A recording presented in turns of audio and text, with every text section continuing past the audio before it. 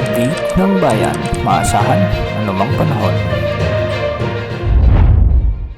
Magandang araw po sa ating lahat. Narito na ang latest update sa lagay ng ating panahon ngayong araw ng Miyerkules, December 11, 2024. Sa kasalukuyan ay patuloy na nagdadala ng maulap hanggang sa maulang panahon ang shear line sa eastern sections ng Northern Luzon, samantalang Intertropical Convergence Zone naman ang nakakaapekto sa malaking bahagi ng Mindanao.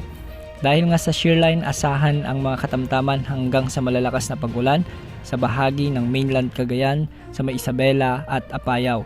Pinag-iingat natin ang ating mga kababayan dito lalo na't ilang araw nang nakakaranas ng mga pag-ulan, kaya posible ang mga biglang pagbaha at pagguho ng lupa lalo na kung may mga katamtaman at minsan ay malalakas na pag-ulan.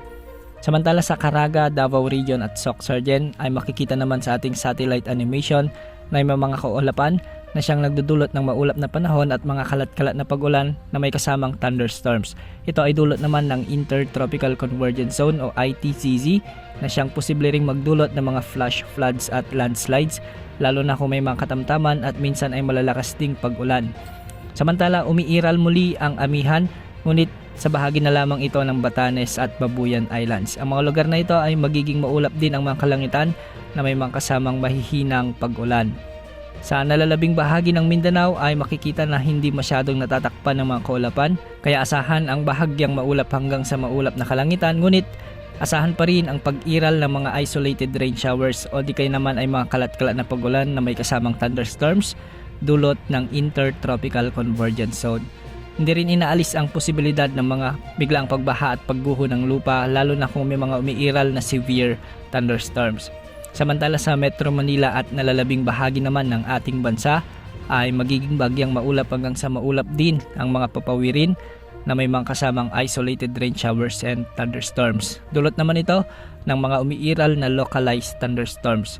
Hindi rin inaalis ang mga posibilidad ng mga biglang pagbaha at pagguho ng lupa lalo na kung may mga severe thunderstorms. Ngayong araw ay base sa weather advisory ng Pag-asa, posibleng makaranas ng mga heavy to intense rains o katumbas ng 100 to 200 mm na pag-ulan ang malaking bahagi ng Quezon Province kasama na ang Camarines Norte.